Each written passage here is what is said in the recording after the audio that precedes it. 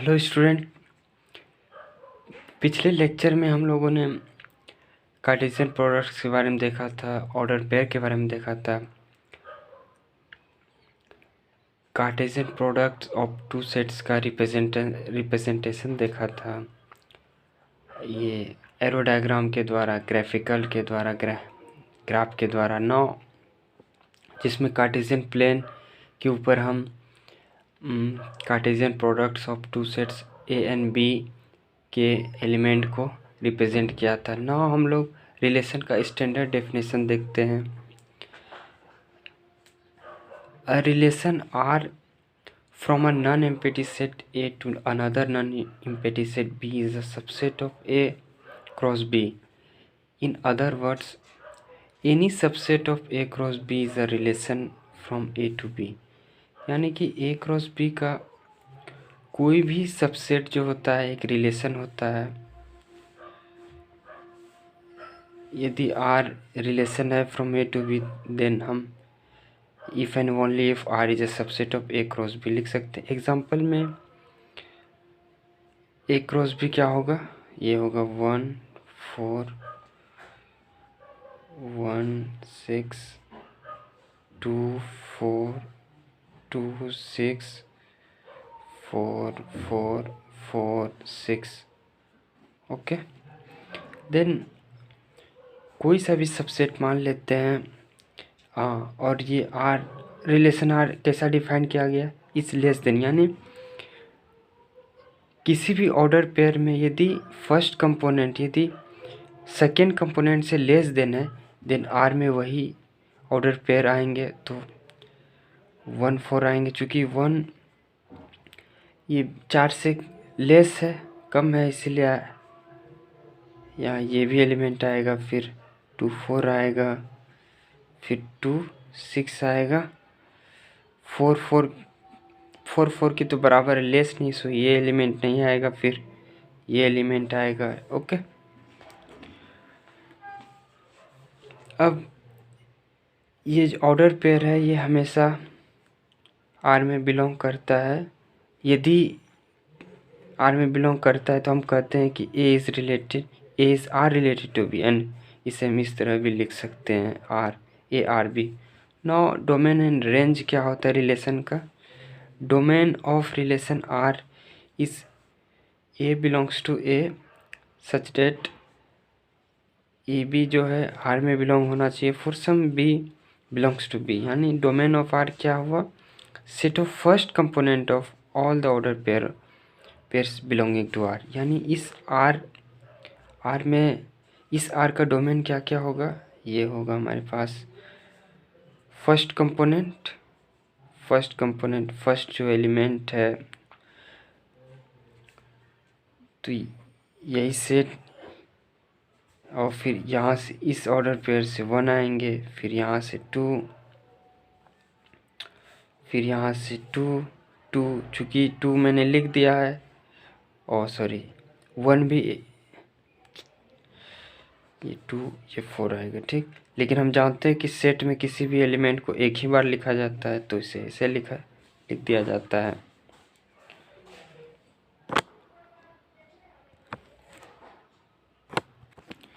Now अब range, relation R का range क्या होता है, ये होता है second component set of second components of all the order pairs belonging to R. यानी आर में बिलोंग होने वाले जितने भी ऑर्डर पेयर का सेकेंड कंपोनेंट है, वो उसका सेट रेंज होता है।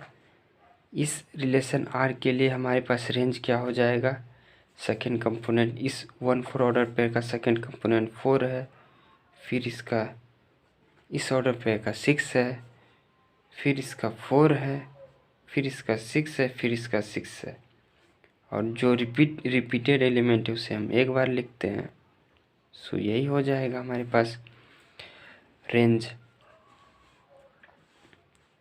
ना कोडोमेन ऑफ रिलेशन क्या होता है, अगर R be a relation from A to B, then B is called codomain of relation R, then ये होल सेट बी ही कोडोमेन कहलाया जाता है। सो हम देख सकते हैं कि यहाँ पे range of relation is subset of codomain. यानी कि आप देख सकते हो यहाँ पे बी जो है 4 6 है, रेंज क्या आया 4 6, यानी ये जो रेंज है इसे हम इस तरह भी लिख सकते हैं। So always range of a relation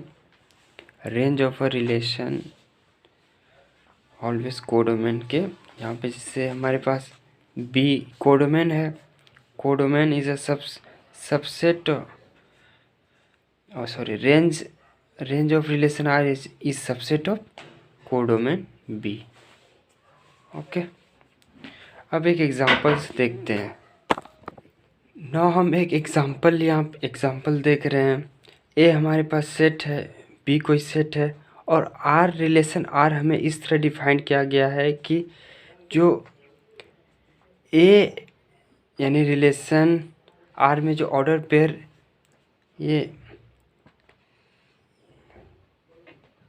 ये है, तो ये ऑर्डर पेयर में फर्स्ट कंपोनेंट जो है ऑलवेज छोटा है सेकंड कंपोनेंट से, इस तरह रिलेशन डिफाइन किया गया है। तो हमें आर फाइंड करना है। आर क्या हो जाएगा हमारे पास, सबसे पहले आर 1 3 आ जाएगा, फिर 1 6 आएगा, ओके, फिर 2 3, देन 2 6, 3 3 नहीं आएगा क्योंकि 3 3 से छोटा नहीं है, इक्वल है, ओके, फिर 3 6 आ जाएगा, फिर 7 6 नहीं आएगा क्योंकि 7 6 से बड़ा हो जाता है। सो इसे एरो डायग्राम में हम इस तरह समझ सकते हैं। ए में हमारे पास कौन कौन सा एलिमेंट है, 1 है, 2 है, 3 है और 7 है। बी में कौन कौन सा एलिमेंट है, 3 है और 6 है। सो 1 3 से रिलेटेड है, सो एरो डायग्राम में हम ऐसे लिखते हैं। और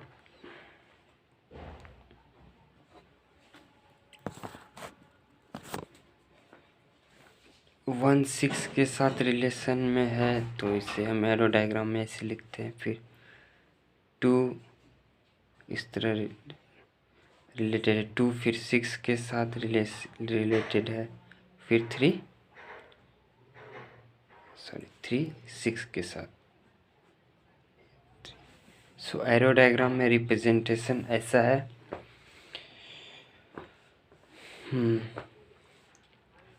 अब मान लें कि जब आर रिलेशन है वो इस तरह से डिफाइंड है, यानी रिलेशन आर इस तरह डिफाइंड है, ए आर बी, इसका मतलब यदि मान लेते हैं ऐसा है, ए ही यदि बी से बड़ा हो तो उस केस में आर के पास कौन कौन सा एलिमेंट आ जाएगा, यानी फर्स्ट कंपोनेंट ही सेकंड कंपोनेंट से बड़ा है। देन कौन कौन सा रिलेशन आ जाएगा हमारे पास, आई थिंक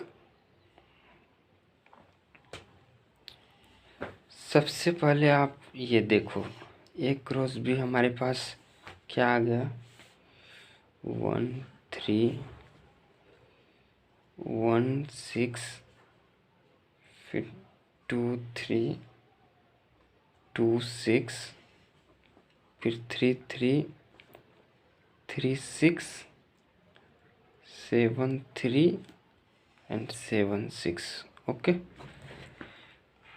सो चूँकि रिलेशन आर इज सबसेट होता है ए क्रॉस बी, और आर हमें इस तरह डिफाइन किया हुआ है, देन इन सारे ऑर्डर पेयर में कौन से ऑर्डर पेयर का फर्स्ट कंपोनेंट सेकेंड कंपोनेंट से बड़ा है। तो आई थिंक ये एक एलिमेंट ये रहा, ये एलिमेंट है दूसरा, तो यहाँ पे जो आर के पास एलिमेंट हो जाएगा वो 7 3 होगा एंड 7 6 हो जाएगा, ओके। देन इस केस में जो एरो डायग्राम कैसा होगा, इस केस का एरो डायग्राम कुछ इस तरह होगा। ये ए, ये हमारा रिलेशन आर है, देन 1 2 3 7 और 3 6 7 3 7 6। ओके, इस रिलेशन आर का, इसे हम R1 मान लेते हैं, इसे R2 मान लेते, तो R2 का R1, ये R2, एरो डायग्राम कुछ इस तरह बन गया। अब 9 इस केस में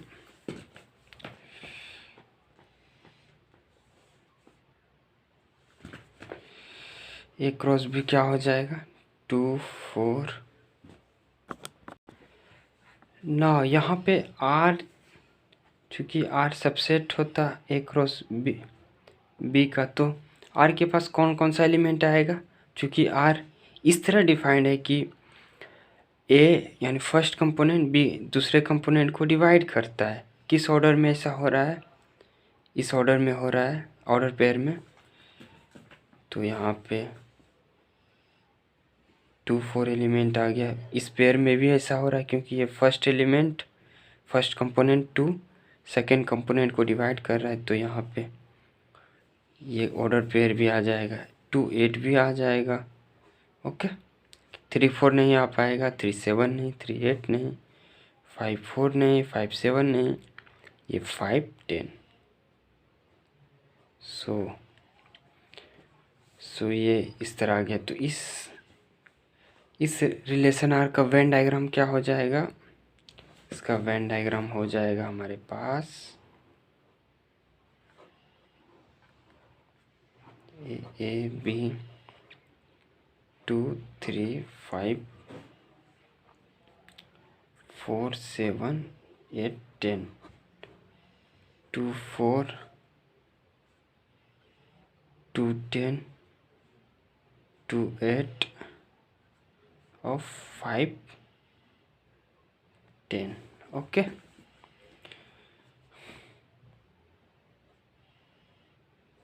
और इस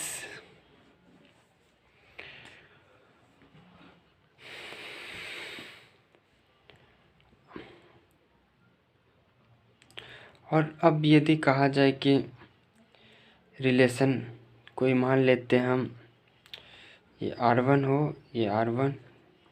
अब R2 एक रिलेशन इस तरह डिफाइंड है कि ये A डजंट डिवाइड B, लेकिन उस केस में R2 के पास कौन सा एलिमेंट आ जाएगा, यानी इन सारे एलिमेंट को छोड़ के एलिमेंट आएगा, ये आ जाएगा 2 7 2 7 हो गया। ओके, 2 7, यहाँ पे 3 4 3 7 3 8 3 10 3 8। Okay,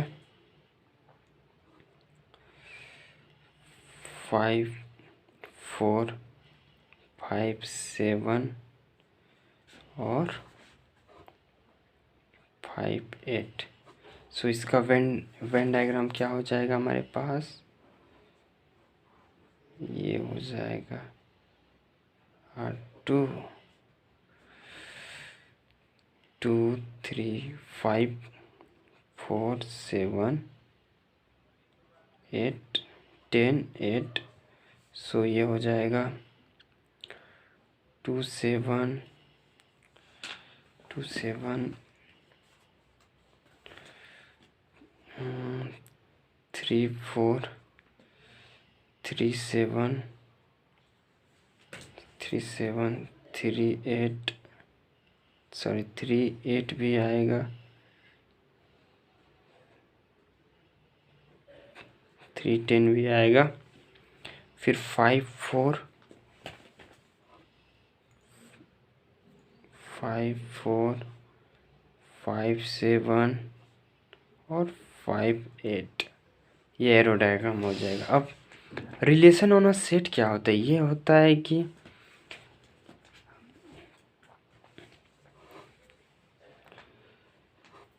A relation R from a non-empty set A to itself is called a relation on A. Okay, यानी जब सेम सेट से सेम सेट में यदि कोई रिलेशन डिफाइंड है तो हम कहते हैं वो रिलेशन सेट ए पे डिफाइंड है। ओके, और इन अदर वर्ड्स में ए कोई नॉन एम्प्टी सेट है यानी फाई के बराबर नहीं है A, then subset of A cross A is called relation on A, यानी ए क्रॉस ए का जो सबसेट होगा वो रिलेशन होगा ए पर। यहाँ पे ए क्रॉस ए क्या हो जाएगा हमारे पास, ये हो जाएगा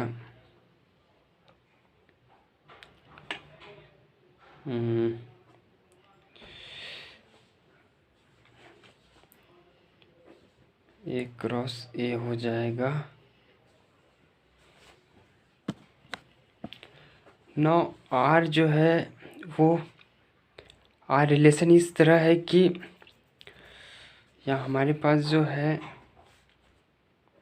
ए आर बी, इसका मतलब है बी इक्वल टू 2a, यानी सेकेंड कंपोनेंट जो है वो पहले कंपोनेंट के 2 गुने के बराबर है, तो आर हमारे पास हो जाएगा।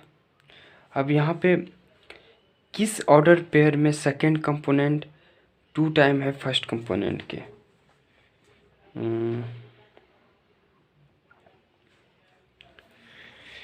हाँ, एक तो इस ऑर्डर पेयर में ये हो रहा है 1 2, सो 1 2, हाँ, एक ही एलिमेंट इसमें आएगा इस रिलेशन आर के पास, क्योंकि इस ऑर्डर पेयर में ही सेकेंड कंपोनेंट फर्स्ट कंपोनेंट के 2 गुने बराबर है, 2 गुने के। ओके, इसे हम वेन डायग्राम में इस तरह लिखेंगे, सॉरी वेन डायग्राम नहीं, एरो डायग्राम, ए बी ए, यहाँ ए ही है, 1 2 3 1 2 3, ओके, और 1, ओ नो, सिर्फ एक ही एलिमेंट है तो ये नहीं ना होना होगा, 1 2 सिर्फ होगा। यहाँ पे डोमेन ऑफ आर क्या हो जाएगा, डोमेन होगा ओनली 1 एलिमेंट,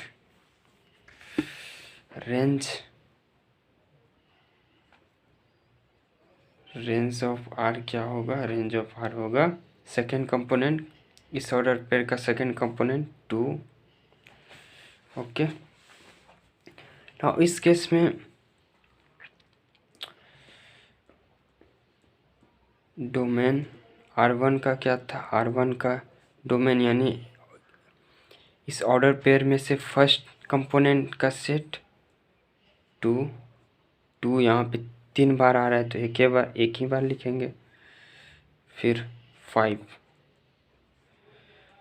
और डोमेन R2 का क्या था, R2 का हमारे पास था R2 2 3 3 2 3 3 3 बार है तो एक ही बार लिखेंगे, 5 3 बार है तो एक ही बार लिखेंगे। नाउ इस केस में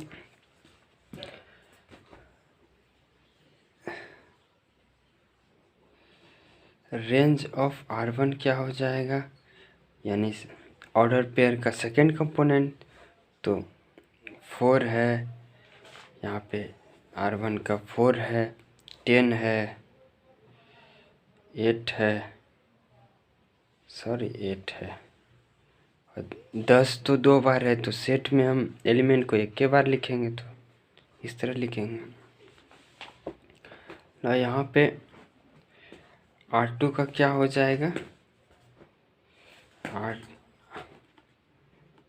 डोमेन R2 का इस केस में क्या हो जाएगा, यहाँ पे तो इसे एरो डायग्राम से भी समझ सकते हैं कि ए में एक ही एलिमेंट 2 एलिमेंट से पेयर पेयर हो रहा है तो यहाँ पे केवल एक 7, वैसे तो 7 7 आएगा, लेकिन ये सेट में तो एलिमेंट को एक ही बार लिखते हैं तो 7 आ जाएगा। सिमिलरली इस डोमेन R1 क्या हो जाएगा, ये हो जाएगा हमारे पास 1 2 1 2 3।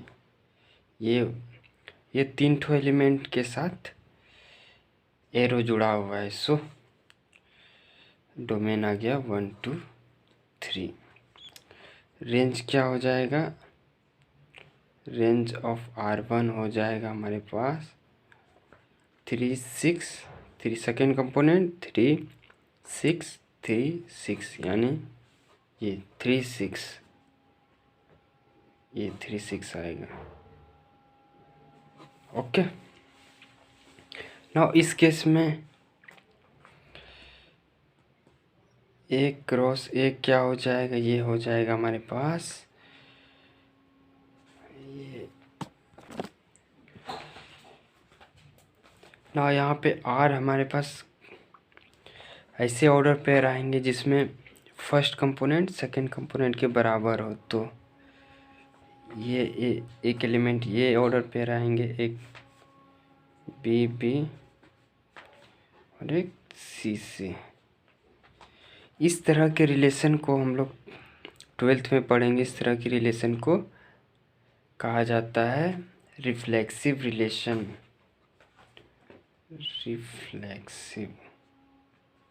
Reflexive relation.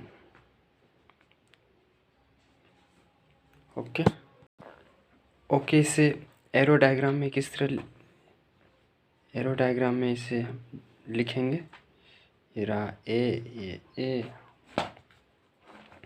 ए बी सी, यानी इस तरह होगा। यहाँ पे डोमेन क्या हो जाएगा, रिलेशन का डोमेन हो जाएगा हमारे पास ए बी सी, और रेंज क्या हो जाएगा, रेंज ऑफ ये हमारे पास हो जाएगा, ये भी ए बी सी होगा क्योंकि ए बी सी ही ए बी सी से कनेक्टेड है, ए बी सी। और ये सेकेंड कंपोनेंट जो है वो भी सेकेंड कंपोनेंट का सेट होता है रेंज ऑफ आर, और डोमेन ऑफ आर क्या होता है, फर्स्ट कंपोनेंट का set. A B C first component, second component का सेट भी ए बी सी। ओके, ना हम अगले लेक्चर में हम लोग कुछ एग्जाम्पल को देखेंगे, plus total number of relations का फॉर्मूला क्या होता है, कैसे फाइंड किया जाता है, इन सबों को देखेंगे। सो चैनल को लाइक करें, सब्सक्राइब करें, ताकि जल्दी से आपको नोटिफिकेशन मिले। Okay, thank you.